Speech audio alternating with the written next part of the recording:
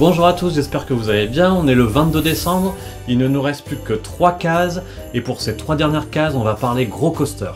Et aujourd'hui, on peut pas faire plus parce qu'on va parler de Falcon's Flight, le futur Exacoaster Intamin qui va ouvrir en Arabie Saoudite dans le futur parc de Six Flags Qiddiya.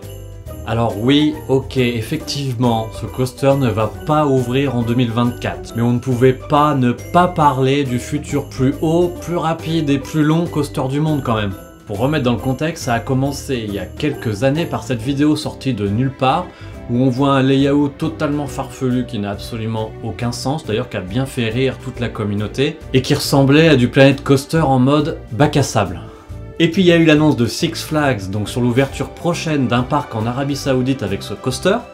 Malgré tout, il va quand même prendre quelques pincettes, puisqu'on sait très bien que des parcs annoncés qui n'ouvrent pas, il y en a, et notamment pas très loin, Six Flags Dubaï par exemple. Et puis on a commencé à avoir des travaux sur la zone, Intamin qui a confirmé un peu plus tard qu'il travaillait sur le projet et qui a rendu public un rendu 3D du layout.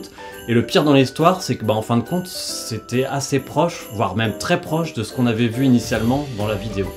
Alors du coup, parlons stats, parce qu'on a quand même un coaster qui explose tous les records, à commencer par la vitesse.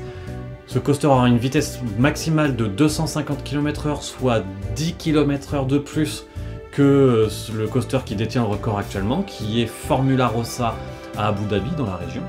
Ensuite, au niveau de la hauteur, la différence entre le point le plus haut et le point le plus bas de ce coaster sera de 195 mètres, c'est-à-dire qu'on va exploser encore une fois le record de King Daka avec ses 139 mètres. Et enfin, sur la longueur, le coaster le plus long du monde actuellement, c'est Steel Dragon 2000 au Japon, et il fait environ 2300 mètres de long. Mais là, on va quasiment doubler en fait cette valeur, puisque Falcon's Flight fera 4300 mètres de long, 4 km 300. Alors maintenant, si on parle un petit peu du layout, ça commence comme un coaster standard, j'ai envie de dire, avec un lift qui sera en réalité un launch LSM façon Maverick, et quelques éléments, on va dire, qui ont l'air assez petits sur le rendu final, mais il faut se rendre compte que d'après les estimations qu'on voit, on aura à peu près des éléments de la taille de Conda. Et ensuite on a un pétage de plomb complet, puisqu'on a un second launch incliné qui va nous permettre de monter jusqu'au point le plus haut du coaster, donc tout en haut de la falaise, les fameux 195 mètres. Et ensuite, on redescend de cette falaise dans une drop absolument gigantesque qui plonge aussi dans un tunnel. Et pour couronner le tout, on va avoir une section propulsée en descente qui est nécessaire parce qu'on va devoir atteindre la vitesse maximum du coaster à ce moment-là, les 250 km/h. Vitesse nécessaire pour passer ensuite ce camelback absolument incroyable qui va faire environ, d'après des estimations, 150 mètres de haut.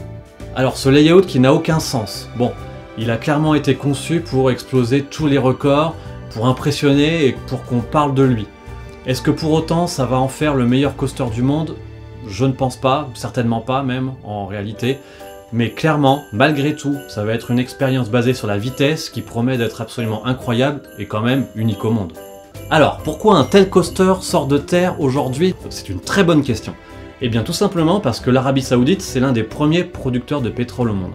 Et ce pays, comme d'autres avant lui, le Qatar mais aussi les Émirats Arabes Unis, ont entamé une phase de transition vers l'après-pétrole via un grand plan de développement économique sur plusieurs années et plusieurs milliards de dollars. Et l'un des volets de ce plan, qui s'appelle Saudi Vision 2030, c'est de développer le tourisme dans le pays, et notamment via la construction de ce resort qui va s'appeler le Speed Resort à proximité de la capitale de l'Arabie Saoudite, qui sera un énorme complexe autour du futur circuit de Formule 1 du pays, le fameux Six Flags Qiddiya, un parc aquatique et d'autres structures de loisirs. Bon alors je sais pas ce que vous en pensez, mais moi je trouve que c'est quand même génial de temps en temps de voir des records comme ça être complètement dépassés, de voir finalement c'est Intamin qui dépasse ses propres records, puisqu'on a parlé de King Daka, on a parlé de Formula Rossa. Ça va poser des défis technologiques qui sont énormes. Ça va pas être tout de suite qu'on va pouvoir le rider, en attendant on peut suivre la construction de ce chantier titanesque. Et moi, avant tout ça, je vous donne rendez-vous demain pour un autre gros coaster du calendrier de l'Avent 2023. Ciao, bisous.